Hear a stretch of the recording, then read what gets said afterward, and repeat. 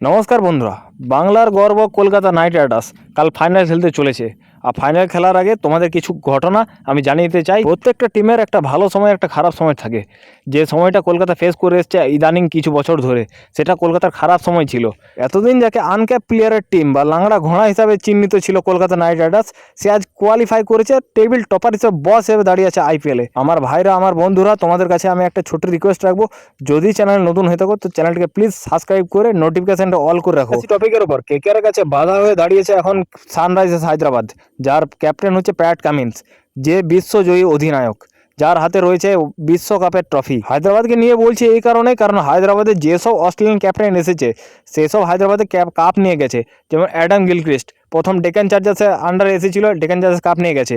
তারপর David Warner, এবার Pat Cummins, যে বিশ্বকাপ এনে দিয়েছে অস্ট্রেলিয়াকে। কিন্তু অত ঘাবড়ে যাবার কিছু নেই বন্ধুরা, কারণ এই প্যাট কামিন্সকে আমরা অনেকবার হারিয়েছি। ফাইনালটাও যদি ভগবান চায় তো অবশ্যই এই প্যাট কামিন্সকে কুকুরের মতন হারাবো, আর ভারতের বদলা আমরা নেবই। বন্ধুরা, কিছু ঘটনা তোমাদের আমি জানাতে চাই, যেগুলো হচ্ছে 2012 সালে যখন আমরা ফাইনাল খেলি চেন্নাইয়ের বিরুদ্ধে, তখন আমরা চেজ করেছিলাম 200+, প্রায় 200 আমরা চেজ করেছি। কোনো হাই প্লেয়ার চেজ করেনি, আনক্যাপ প্লেয়ার মনোভিন্দর বিসলা, যে 2012-তে তাকে অন্য কোনো ম্যাচ খেলানো হয়নি, জাস্ট ওকে ফাইনালে নামিয়ে দেওয়া হয়েছিল।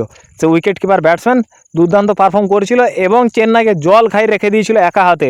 ফাইনালে প্রথম সেঞ্চুরি হয়তো কলকাতা নাইট রাইডার্সের ব্যাট থেকে আসতো, কিন্তু দুর্ভাগ্যক্রমে সেটা হয়নি। সালটা ছিল 2014, সেখানে চেজ করেছিল কলকাতা নাইট রাইডার্স প্রায় 200টাই টার্গেট ছিল, এবং কিংস 11 পাঞ্জাব, তখন পাঞ্জাবের নাম ছিল, সে পাঞ্জাবকে কলকাতা চেজ করেছিল। আর সেখানে খেলেছিল মনীষ পান্ডে, যাকে আনকে প্লেয়ার হিসেবে ধরা চলে, কারণ 2014-তে মনীষ পান্ডের কোনো আতাপাতা ছিল না।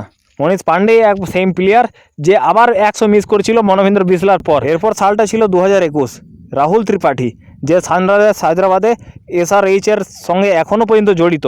সেই রাহুল ত্রিপাঠী প্লে অফসে সেকেন্ড রাউন্ডে কলকাতাকে 6 মেরে ফাইনালে নিয়ে গিয়েছিল। সেই রাহুল ত্রিপাঠী খেলতে চলেছে কলকাতার বিরুদ্ধে, এবং সেখানে ফাইনালে আমরা গিয়ে পরে দুর্দান্ত শুরুয়াত স্টার্টিং করেছিলাম, সেখানেও আমরা 200 চেজ করছিলাম প্রায়। তো সেই 200কে চেজ করার জন্য ভেঙ্কটেশ আয়ার এবং শুভমন গিল দুজনে দুর্দান্ত পারফর্ম করেছিল, কিন্তু তারপর যেন আর কেউ দাঁড়াতে পারেনি, পুরো টিমকে লেজে গোবরে করে দিয়েছিল চেন্নাই সুপার কিংস। তো 2021টা আমরা হেরে গিয়েছিলাম। আবার এসেছে 2024, যেখানে কলকাতা টেবিল টপার। আর বর্তমানে যেটা কলকাতার কন্ডিশন, 2021-এ কিন্তু গৌতম গম্ভীর ছিল না, 2012 এবং 2014-তে গৌতম গম্ভীর প্রেজেন্ট ছিল। আবার সে এসেছে ঘুরে 2024, যেখানে গৌতম গম্ভীর হয়তো না খেললেও, না ক্যাপ্টেন থাকলেও মেন্টন হিসাবে রয়েছে। সেখানে তার প্রিয় সুনীল নারায়ণ, যাকে সবাই ভেবেছিল যে ও শেষ হয়ে গেছে, কিন্তু সেই সুনীল নারায়ণ আবার কামব্যাক করে দুর্দান্ত ইনিংস খেলেছে। এমন ইনিংস যেটা কোনো জন্মেও ভাঙা অসম্ভব, যেটা কলকাতা করে দেখিয়ে দিয়েছে। শ্রেয়াস আইয়ার, যাকে ক্যাপ্টেনশিপ নিয়ে কোশ্চেন উঠেছিল, সেই শ্রেয়াস আইয়ার দুর্দান্ত পারফর্ম করেছে।